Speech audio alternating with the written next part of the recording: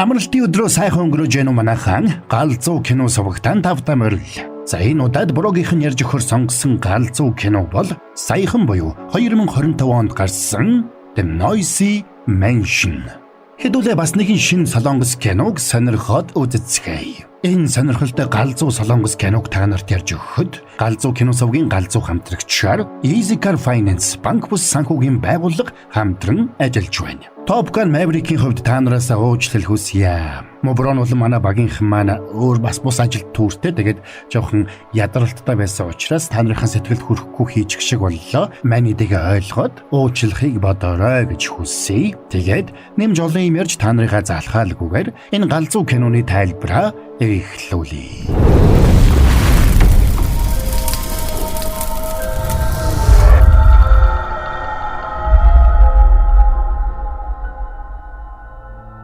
За, гол бүсгүй төрсөн дуу үүний гэрт амьдардаг.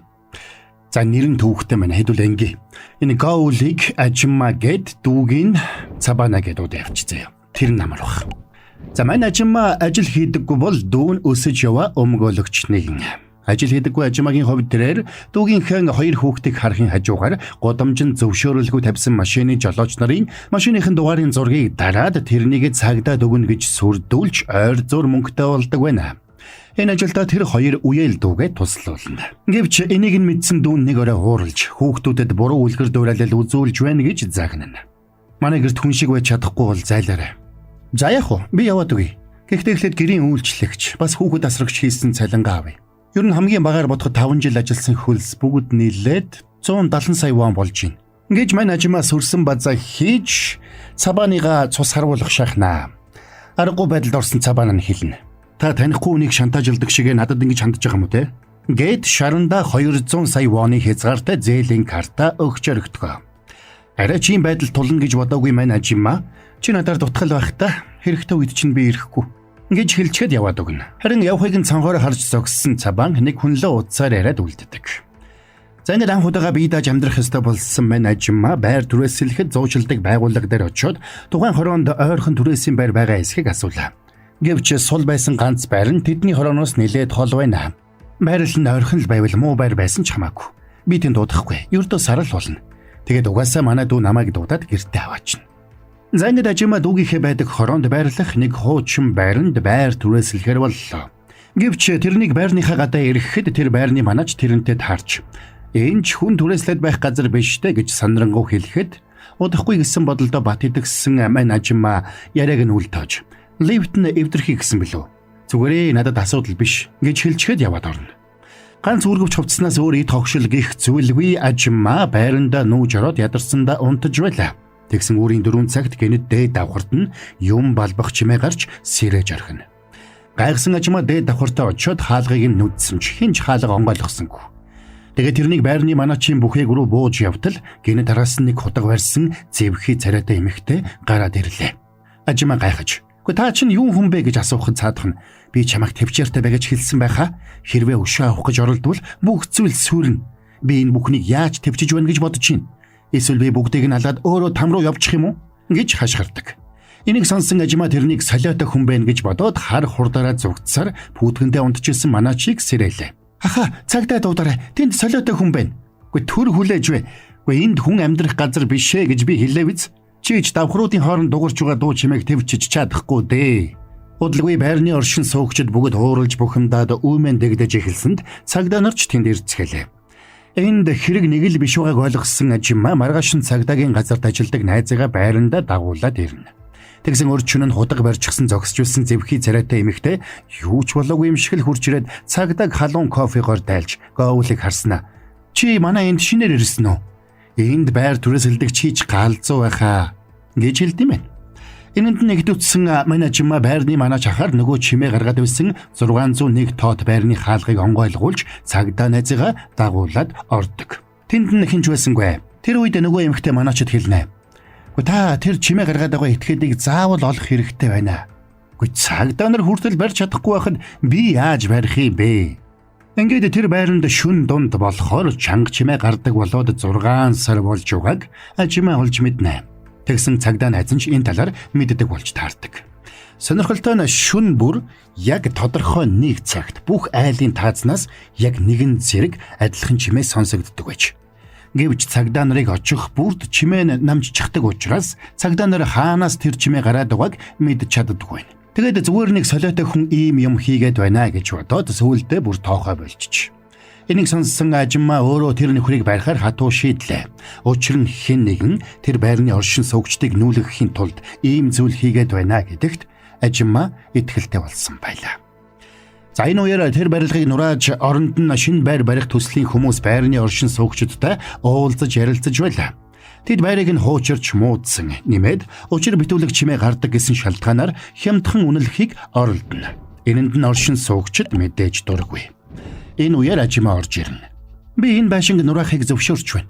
Гэхдээ энэ хүн түрээслэгч учраас энэ хүнийг битгий тоо гэж нөгөө шүн худагвараа зогсчихсан эмэгтэй хэллээд ажимааг дагуулад гарлаа.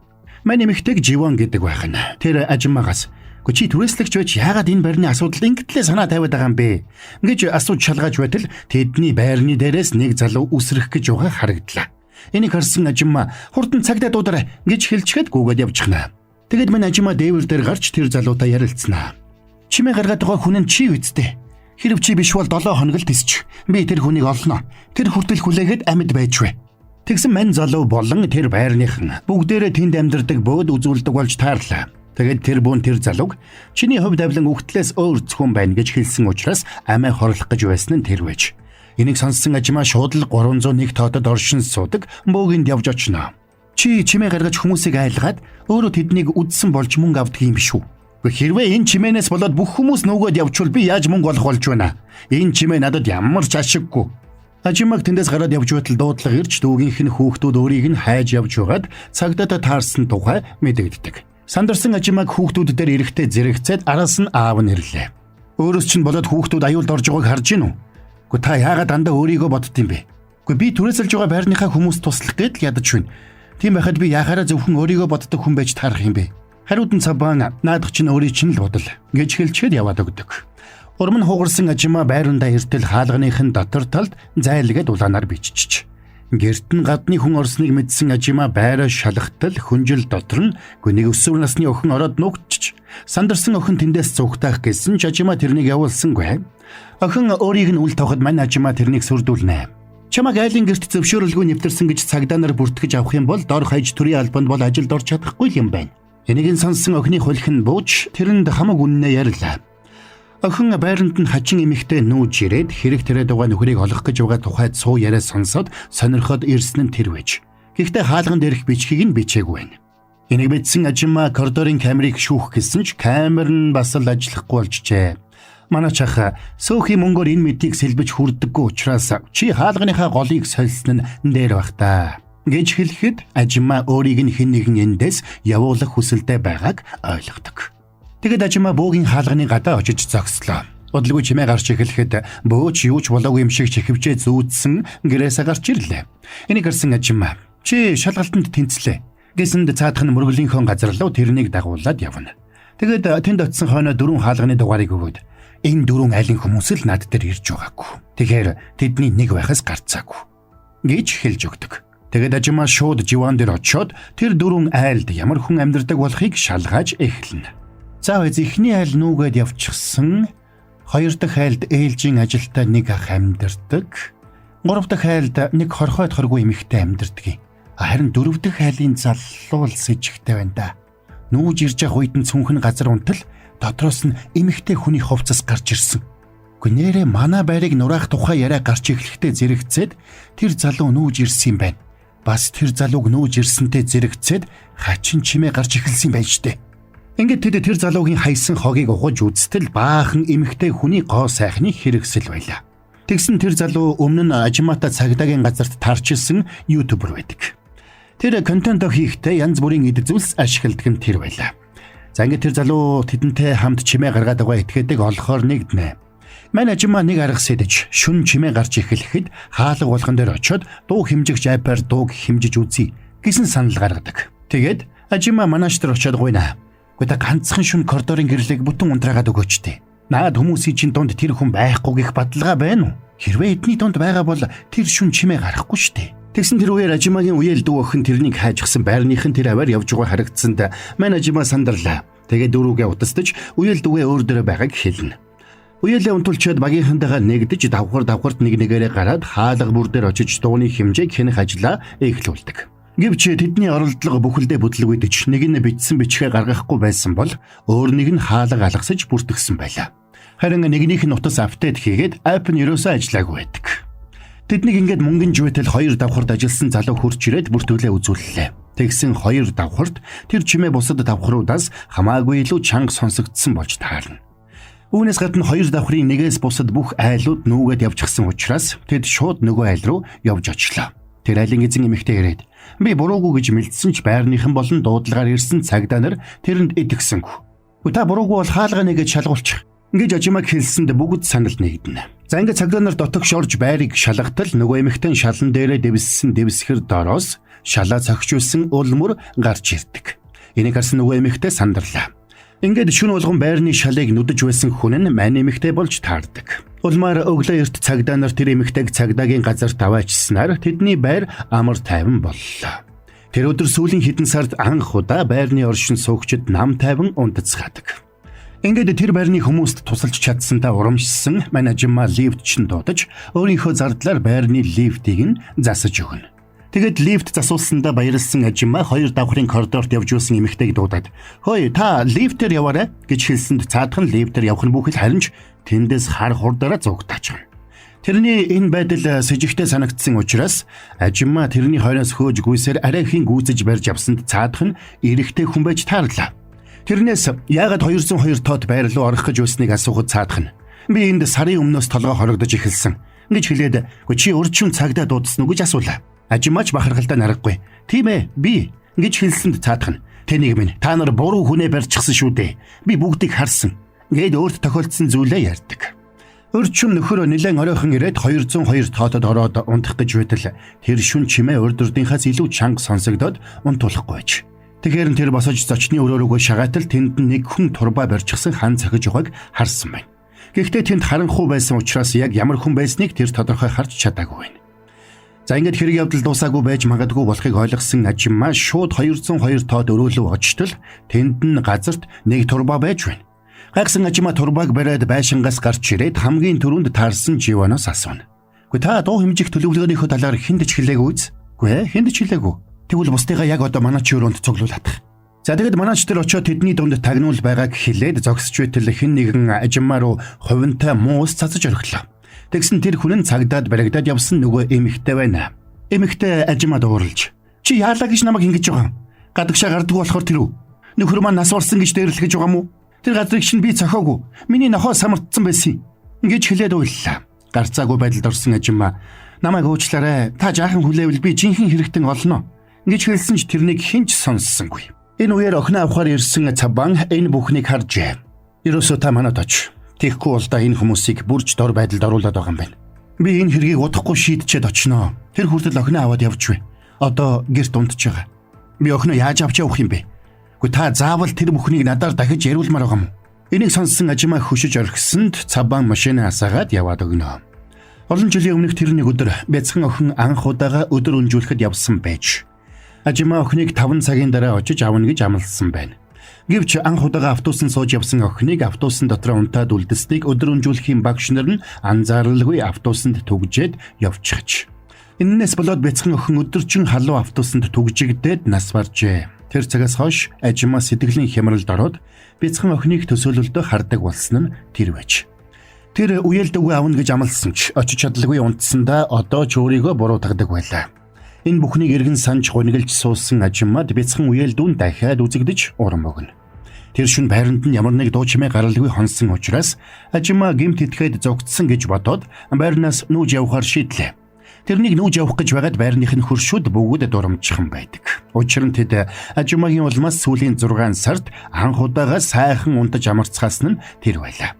Хэдий тийм ч мань Ажима нүүхээр сэтгэл шулууджээ. Усны хүргэлт хийдэг нэг хөршин Ажиматад хараад талархснаа илэрхийлж нэг сав ус өгсөнд Ажима энийг нь уугаад тэрнтэй ээлдвийг ярилцсан. Буруутай этгээдэг айлгаж явуулж чадсанд тэр залуу баяртай байсан бол жинхэнэ буруутныг олж чадаагүй гэдгээ Ажима мэдэж байлаа. Тэгээд эргцүүлж бодох тусам манаач ах хамгийн сэжигтэй болохыг тэр ойлгоно. Учир нь сүүлд цагдаа дуудсан тэр орой цагдаа ирсэн гэдгийг хэлэхээр манаачийн пүүтэгт ороход тэнд мань хүн байгаагүй гэдгийг Ажимаа саналаа. Тэгээд тэр шөнө гэмт итгээд тэдний багт байсан учраас тэр хүнийг оруулж чимээ гаргахын тулд манааж 202 тоо дөрөөнд очиод ханыг нь балбсан байна гэдгийг Ажимаа ойлгодог. Тэгэхээр тэр шөнө өөртөө хамт явсан 5 хүний нэг нь жинхэнэ гэмт итгээд харин манааж тэрний хамсаатан нь байх нь. Тэгсэн ус хүргэгч хөршин манааж ахыг өөр нэг барилгын талбай дээр экскаватор жолоодож байсныг харж байсан гэдгийг хэлдэг. Ингээд Ажимаа сэтгэл шулуудаж буруутай итгээдэг болохоор явлаа. Тэгээд тэр нөгөө 5 хөршөөнийг бүрчлэн нягтлж үзсний эцэст жинхэнэ буруутай итгээд нөгөө хамаа хорлох гэж байсан залуу болохыг ойлгоно. Тэгээд тэр шууд гэрт нь очиод хаалгыг нь тогшиж би нүүх гэж байгаа болохоор чамд утсаа үлдээ гэж бодоод дайраад ирлээ гэж гимгүү царайлж хэлнэ. Гэвч нөгөө залуу хаалгаа нээсэнгүй. Хаалганы цанаас хэлж байна. Би хинтээ ч уулзмааргүй байна. Тэгээд ч би утсаа эвдэлцэн. Би чамайг мэдэж байна. Чи үнэнээ хэлчих. Тэгвэл би чамд тусалж чадаж магадгүй штэ. Тэгсэн хаалга онгойж хөхнийц болтлоо задуулж нүүр нь хавдсан нөгөө залуу гэрээсээ гараад ирлээ. Чамаас болж миний амьдрал бүр хэцүү болчоод байхад чи надад яаж туслах юм? Миний үрийг түлж чадах юм уу? Энэ байшин хизээ мэдгүй нураагдана. Тийм болохоор надад туслахыг хүсэж байгаа бол зүгээр л эндээс яваад өг. Үүнтэй зэрэгцээд тэдний байрны лифт унах сонсогдлоо. Эннээс болоод дотор нь явж байсан хүн гэмтжээ. Ажимаа яарчгүйсээр лифтний өрөөнд очиход лифтний утсыг хэн нэгэн тасалчих. Хэрэг явдлыг ойлгосон Ажимаа манаач ахтар очиод "Гү та гараад ирээч, нэг ярих зүйл байна" гэж хэлээд тэрнийг дагуулад зойрны өрөөнд очлоо. "Та энэ таслагчийг өдөр бариад явж байсан баха? Юунд ашигласан? Танд хэн мөнгө төлдөг? Та харуул манаач юм уу эсвэл дээрэмч юм уу? Та лифтний утсыг тасалснараа улаан шугам давлаа. Гү та яаж хүмүүсийн амь насыг эрсдэлд оруулж чадваа?" гэж тулгаж асуухад гарцаагүй байдалд орсон манаач ажлын үнэмлэхээ харуулна. "Ийм үнэмлэхийг цагдаагаас өгдөг юм. Цагдаа нар гэмт хэрэгтэнд ийм үнэмлэх өгөх үү? Тэгээд ч намайг тэр лифтний утсыг тасалсан гэх баримт байгаа мó? Цагдаагийн газар уулзцгаая. Тэгээд энэ байшинг биш, харин таныг би нураана" гэж хэлчихэд гараад явтал аргагүй байдалд орсон нөхөр Ажимаагийн толгойг төмрөөр зохиж ухаан халдуулдаг. Энэ үеэр Ажимаагийн дүү өөрийнхөө клауд руу орж Ажимаагийн хадгалсан зурагнуудыг үзэж байлаа. Учир нь Ажимаа утсан дээрээ дүүгийнхээ клаудыг ашигладаг байж. Тэгээд дүү нь тэрний хамгийн сүүлд хадгалсан бичлэгийг үзтэл тэнд байрны манаачтай ярилцсан яриа нь бичигдээд үлдчихэж. Нөгөө талд манаач Ажимааг чирж сангийн өрөөнд аваад чад өрөөг усан давтуулж байрны усны хангамжийг бохирдуулад бас Ажимааг тэнд осолд ороод үгсэн болгохоор шийджээ.